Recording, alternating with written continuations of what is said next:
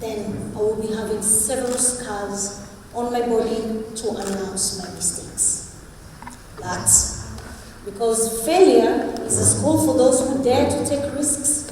By allowing them to fail multiple times, pick themselves up, learn from their mistakes, and move on, I strongly believe that I am in a journey. A journey of failing and sailing that enables you and I to embrace our successes.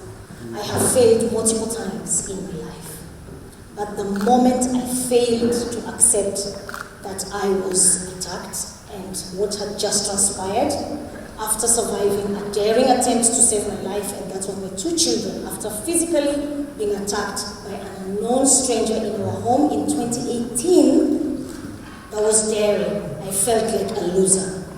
As we may all know, victory comes after defeat, but the only secret is to embracing it and moving on.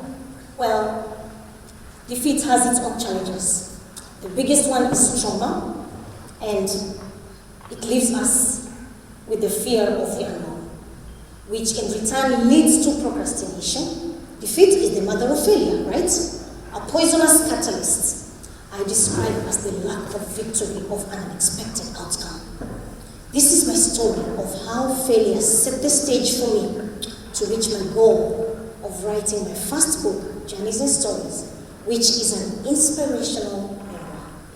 A journey that weaves a beautiful tapestry of human emotions, from experiencing rejection and humiliation on the back of discovering my talent for art in school and going through the toughest math lessons with a teacher who really tormented us as students and prepared most of us to fail our final exams, to anger and grief from one of the scariest experiences a woman can go through, isolation of safety during an attack.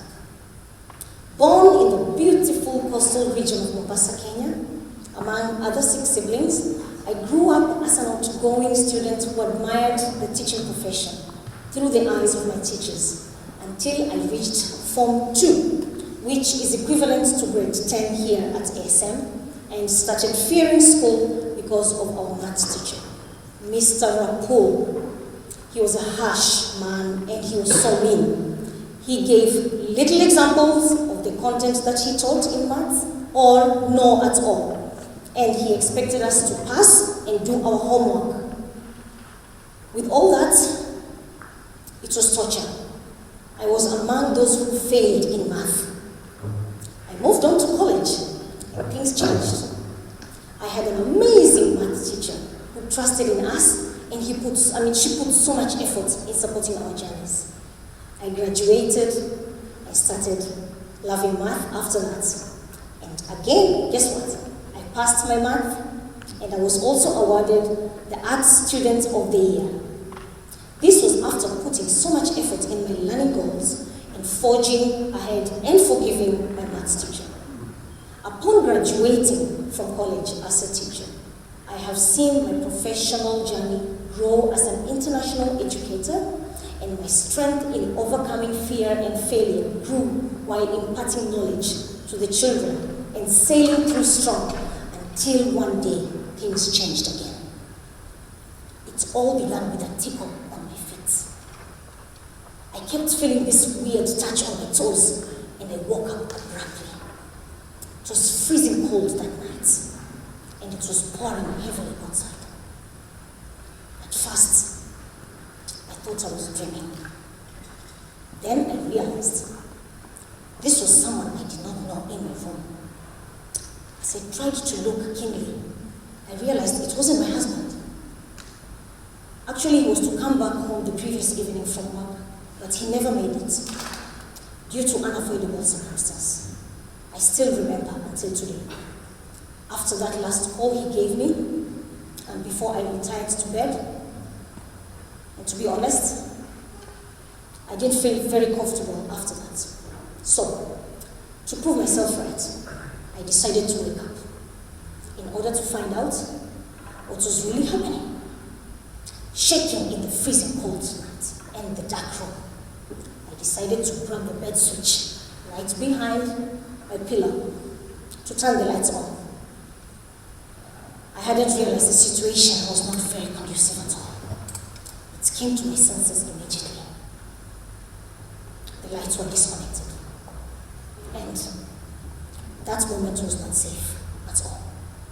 To my belief, that was a beginning of a new journey and a new ocean to sail. How does it feel after failing when you are so close to success? It feels uncomfortable, it feels shameful, disappointing, or even sad, right? For me, I experienced all this at once after realizing that I could no longer move my right hand after the attack. Every time I tried looking at him, he was shining it on my eyes, and it was blinding. He was fully dressed in black. He had gloves on his hands and a headgear which completely covered his face and only revealing his eyes in a suspicious manner. So, when I finally realized that I was under attack, I tried so hard to keep my eyes open and stayed calm because I had no idea what was happening. Fear comes naturally and failure comes after defeat. I promised myself not to accept any of them. Fear can also come in response to a situation or threat towards us, but it can also be imagined. Sometimes we fear we are going to fail even before trying. In my situation, my fear was real. I immediately submerged my mind in distress as I saw failure coming my way. At this moment, I could feel tons of adrenaline rushing in my body, and it set me up on a fight or flight response. I was battling with calmness to avoid provoking my attacker.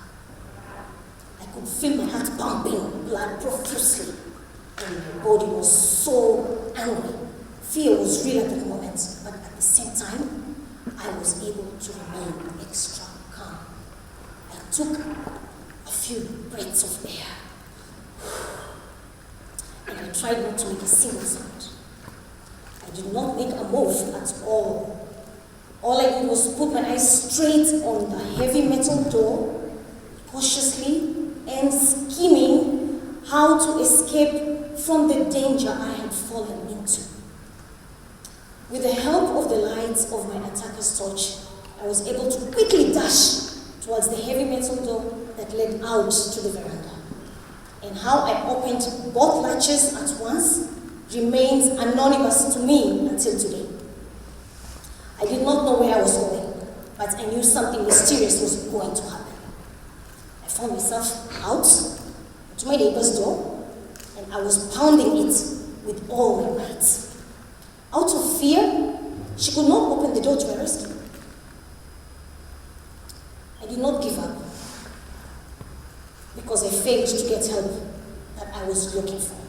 So I decided to fight by myself. Many times, we find ourselves in situations so bad that we want to give up. I must say, we are all strong in our own ways and are capable of winning every battle that comes our way. Only if you put extra effort. You might have failed an exam, or might have lost an ambitious goal due to lack of support, but sometimes it helps to stand alone, even when you lack support from the people around you, right? For my case, even in the dark, cold nights, I managed to win the battle by finding a way to run back into the house, even after suffering a collarbone injury on my right hand. It's right now okay. It's okay to fail, but one thing I know is that we all have our own moments of failures. It's quite natural to fail. We are all strong and capable of doing amazing things in this world. And when we only learn to embrace our mistakes and try one more time, victory eagerly awaits at the corner. It doesn't matter how long it may take to correct our mistakes, as long as we show effort. By standing here today, shows that I never gave up on holding on to my sails of success. I embarked on a journey of self-healing, and I have seen success touching the lives of many students who have passed through my hands. Thank you.